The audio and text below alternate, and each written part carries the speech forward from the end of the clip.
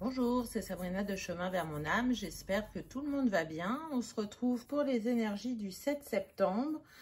Donc la vibration du jour est en 7. On va être toujours dans dans ce besoin de découvrir, de comprendre, dans ce besoin aussi de réflexion et je dirais peut-être aussi de protection, puisque les émotions sont toujours vives. Mais le 7 est relié aussi à la sagesse et à la connaissance. Donc, on vous appelle à élargir votre horizon, à continuer à vous libérer, à vous relier à votre cœur de manière authentique et ouverte. On insiste sur ça. Soyez honnête avec vous-même. Le 7, il est relié à l'eau, à Uranus, au Cancer et au Poisson. Donc peut-être que les émotions seront plus vives pour ces signes. Et puis si on fait l'addition de la date du jour, on va être dans la vibration du 4.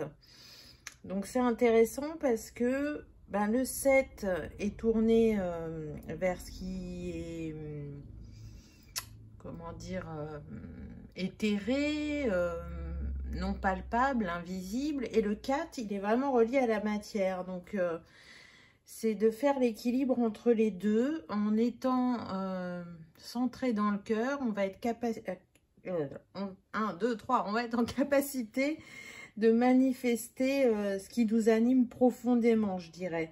En tout cas, le 4, c'est la capacité à construire. Donc, c'est comme si l'univers vous faisait un clin d'œil et vous confirmez que oui, vous pouvez matérialiser vos rêves, vous pouvez atteindre vos objectifs, peu importe ce que vous rencontrez sur votre chemin.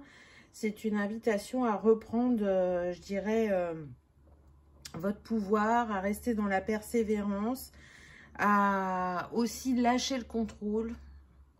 C'est pas en planifiant tout à la seconde près et pour chaque chose que vous manifesterez plus facilement. Je dirais que c'est plutôt en suivant vos envies, le flow, en étant à l'écoute de vous-même, que vous allez fluidifier cette matérialisation. Le 4, il est relié à l'élémentaire, à Saturne, au Taureau et au Capricorne. Donc on va voir le chakra mis en avant ce jour. Et nous avons le chakra cœur. Donc là, la carte nous parle de comment prendre soin de son chakra cœur au quotidien. Donc je vais vous donner juste deux exemples. On a croire en ses rêves, n'est-ce pas? Et par exemple, en huile essentielle, on va avoir la rose, le jasmin et la lavande. Donc peut-être que vous êtes sensible à ces huiles, que vous les utilisez déjà. Ou si ce n'est pas le cas, et c'est un petit outil pour vous accompagner plus sereinement pour votre journée. Donc vraiment restez centré sur le cœur, puisque c'est la porte de l'âme et c'est celle qui va vous permettre de vous connecter à votre être divin. Ensuite, on a eu l'enfermement avec cet oiseau bleu. Alors pourquoi je souris? Parce que voilà, si vous regardez mes vidéos quotidiennement, vous voyez bien que depuis la semaine dernière, on a des cartes qui nous challenge. Hein. Ce n'est pas des cartes de facilité, on va dire. Donc, peut-être que il y a encore une fois ce chakra-gorge qui revient à nous et qui nous invite à dire ce qu'on a sur le cœur ou ce que l'on pense, ou à exprimer notre créativité, parce que le nombre de cette carte, c'est le 12, ça nous donne le 3. Donc, le 3 est quand même relié à la communication, à la créativité. Donc, il est temps d'exprimer les choses cachées, j'entends. Donc, peu importe ce que cela concerne, que ça soit une blessure, une tristesse, ou une idée, ou un projet, peu importe, là, il est temps de le faire naître, d'en parler au grand jour et de ne plus le garder pour vous. Il est temps aussi, peut-être pour certains, d'arrêter d'être en retrait, de vous mettre en avant, d'oser vous manifester, que ce soit professionnellement ou personnellement. Parce que c'est comme si vous laissiez votre pouvoir aux autres et que, en leur laissant la possibilité de décider à votre place, ça vous conforte dans un schéma, on me dit en fait. C'est comme si c'était pas de votre faute, comme si c'était indépendant de votre volonté, alors que vous avez votre mot à dire, que vous avez à participer à cette construction ou à cette conversation et pas à laisser l'autre mener le jeu. Donc vraiment, osez. Même si c'est pas facile, même si c'est un tout petit pas que vous ferez cette journée-là, osez. Et j'ai envie de dire que on vous le confirme à travers la seconde carte, puisqu'on a la solution. Vous êtes la solution, vous avez la solution en vous pour provoquer ce changement de posture ou de fonctionnement, puisque le nombre de cette carte, c'est le 28, donc 8 et 2, 10, ça nous donne 1. Prendre un nouveau départ. Comprendre que c'est important de savoir demander de l'aide à certains moments, mais c'est aussi important de savoir se faire confiance, de s'écouter et d'affronter, de dépasser ses peurs. Vous voyez, on retrouve encore le bleu. Et pour moi, la solution, c'est l'expression, c'est le positionnement. J'en reviens aussi à la créativité qui s'exprime par le chakra gorge aussi. Donc, je sens des personnes qui ont vraiment des idées novatrices, qui sont très créatives, qui ont une grande sensibilité et qui la mettent pas assez en avant ou qui la mettent pas assez à leur service. Donc, vraiment, j'entends, jetez-vous à l'eau. Ça va être payant. Ensuite, en astrologie, on a eu planète rétrograde. Donc là, on nous parle de karma, d'énergie déviée, de blocage, d'énergie à transcender. Cette non-expression, ce retrait, pour moi, c'est lié à un schéma d'une vie antérieure. C'est comme si vous aviez fait un vœu de pauvreté ou de silence. On peut être dans ça. Et du coup, c'est pour ça que ça bloque. Mais qu'en même temps, c'est si présent en défi dans vos énergies actuellement. Hein, on nous dit la rétrogradation demande de transcender l'énergie de la planète, de découvrir en soi ses qualités intrinsèques pour les exprimer au monde, purifier et magnifier. Donc pour moi, ces capacités, ces compétences que vous avez et que vous n'utilisez pas forcément à leur plein potentiel dans la matière, c'est parce que vous les avez utilisées de manière exacerbée dans une autre vie. Et du coup, aujourd'hui, c'est comme si c'était un danger de les mettre en avant.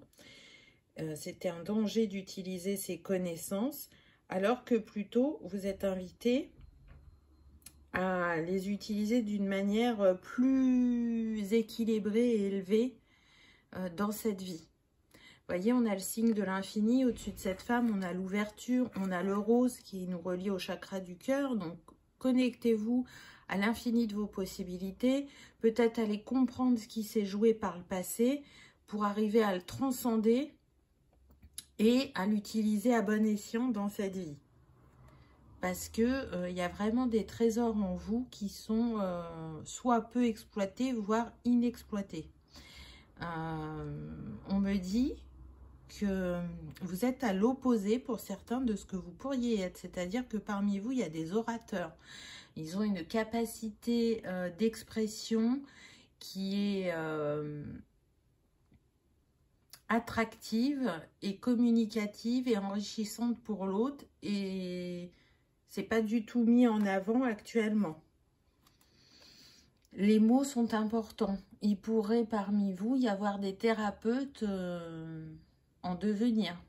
Et pourtant, au vu de ce que vous exprimez de votre personnalité pour l'instant, vous avez du mal à y croire. Je sens que l'idée vous a traversé, mais ça vous paraît peu probable. Ou qu'il y a des gens qui vous ont dit que vous pourriez faire ce métier-là. Et vous vous êtes dit, mais comment cette personne peut penser ça de moi? Enfin, c'est impossible. Donc, voilà. Allez fouiller, soyez curieux. Utilisez toutes les pistes qui sont mises en avant pour mieux vous comprendre. Ensuite, on a eu la maison 12, donc la maison où on expérimente la vie en retrait et on découvre notre connexion à l'univers. Donc, je trouve que ça va bien avec ce qui a été dit avant. On nous parle de bilan, de retraite, d'enfermement. Donc, on a de nouveau ce mot, c'est pas pour rien, de santé mentale et de secret de famille. Donc là, avec cette maison 12, j'ai envie de dire que faites un bilan pour voir où vous en êtes. Laissez remonter ce qui est dans l'inconscient, parce qu'on voit qu'il y a une transformation avec ces papillons.